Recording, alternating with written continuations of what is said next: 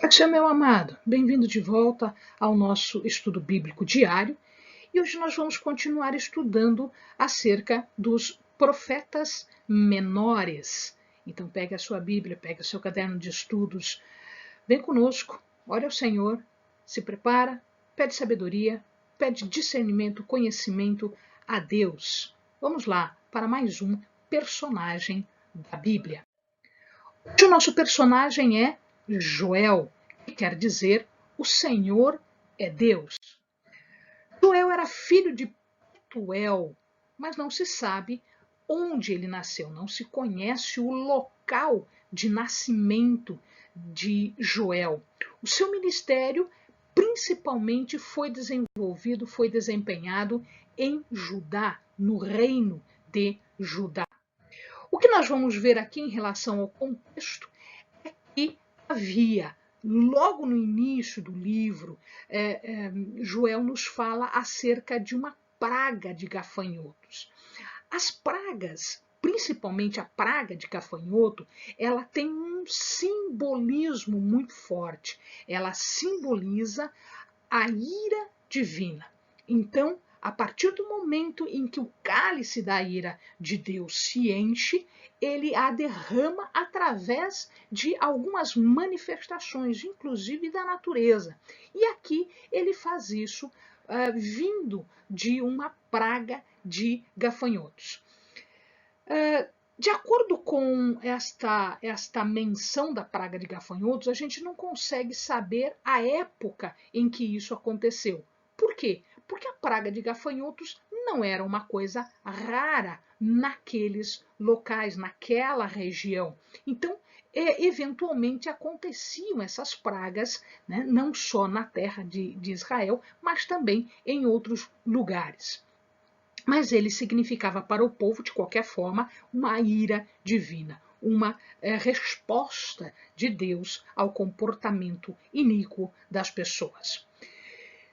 Provavelmente, imagina-se, já que não dá para fazer esta cronologia pela praga de gafanhotos, imagina-se que ele ministrou no tempo de Joás e de Uzias. Nós não temos esta menção na Bíblia, nos escritos de Joel, mas imagina-se que isso aconteceu através dos dados históricos e dos comentaristas, dos estudiosos. Se isto é verdade, ele era um menino no tempo de Elias.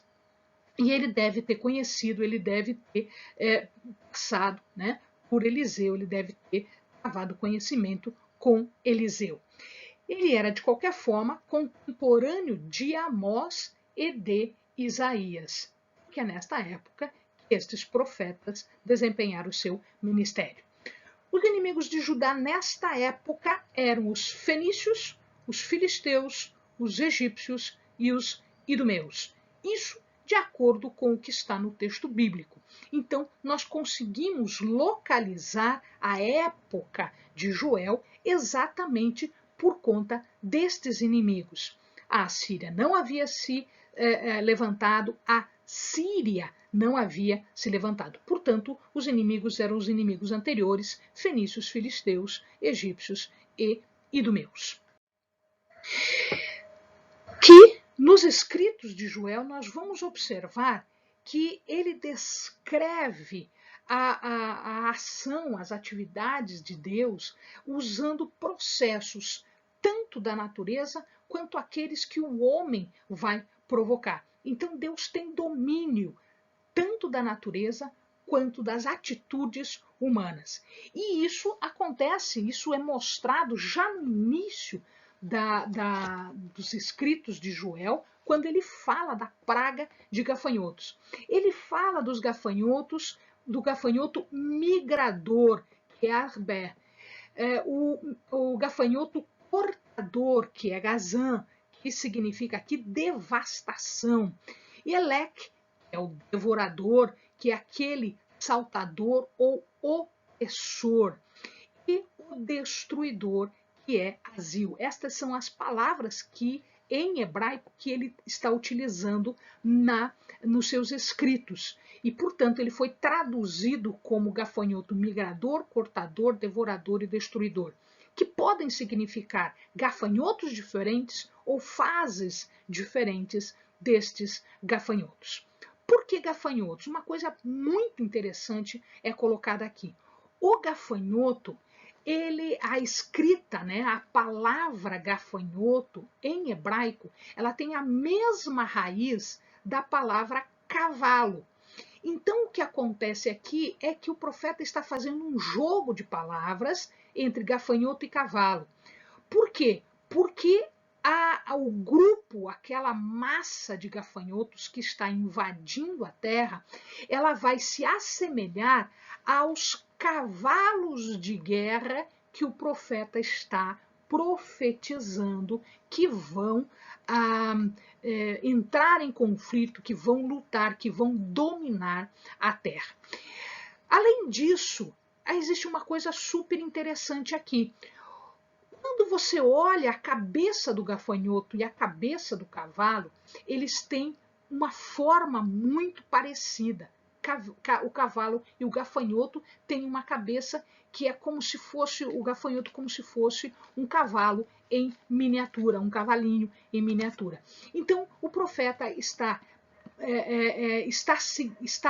simbolizando esta invasão dos gafanhotos, prevendo uma invasão de um exército inimigo. Uma outra coisa super interessante aqui é que quando os gafanhotos comem, o grupo, o conjunto de gafanhotos, quando comem, o mastigar do gafanhoto, ele se assemelha ao som do fogo, aquele crepitar do fogo. Né? Quando o fogo está queimando as coisas, o mesmo som pode ser associado a comer do gafanhoto. Então, ele está dizendo aqui que este som do gafanhoto comendo é o mesmo som do fogo destruindo tudo. Depois dos gafanhotos, seguiu-se uma seca e seguiu-se, por óbvio, fome. E, portanto, toda a natureza sofreu, não só os homens, mas também todos os animais, toda a natureza sofreu com isso. O que nós temos aqui falado pelo profeta é a devastação pela praga, ou seja, era o juízo divino que estava chegando, e depois ele fala sobre uma frutificação. Esta frutificação só é possível através do arrependimento. Então, acontece frutificação, Deus vai prover essa frutificação se acontecer arrependimento. O dom do Espírito seria derramado nos últimos dias, a gente já vai ver, e o julgamento das nações que perseguiam Israel. Isso vai acontecer com Artaxerxes e depois com Alexandre o Grande. Portanto, ele já está prevendo a vinda de Artaxerxes e a vinda de Alexandre o Grande. As mensagens de Joel podem ser resumidas nesses 4 itens. Primeiro, uma exortação ao arrependimento, que está em 2:13. Rasgai o vosso coração e não as vossas vestes. Voltai para o Senhor vosso Deus, porque ele é misericordioso e compassivo, e tardio em irar-se, e grande em amor, e se arrepende do mal que ele estava, então, prevendo no caso do julgamento. Um segundo ponto super importante é que ele fala agora, ele introduz um tema que é muito importante, que é chamado Dia do Julgamento, ou também chamado Dia do Senhor, que está em 2:1. Tocai a trombeta em Sião e dai o alarma no meu monte santo. Tremam todos os moradores da terra, porque o dia do Senhor vem e já está perto. E aqui nós temos também 2:11b, o dia do Senhor é grande e muito terrível. Quem o poderá suportar? Porque se não houver arrependimento, haverá julgamento. Se houver arrependimento, Deus promete uma restauração da nação. É o que está em 2:19. O Senhor responderá ao seu povo: eu vos envio o trigo, o vinho novo, o azeite. dele sereis fartos, e não vos entregarei mais ao opróbrio entre as nações. A mesma coisa, 2:23 a 25, 3:10 na parte B, na segunda parte do versículo, e 3:16b, que eu deixo aqui, e depois o amado lê com bastante calma.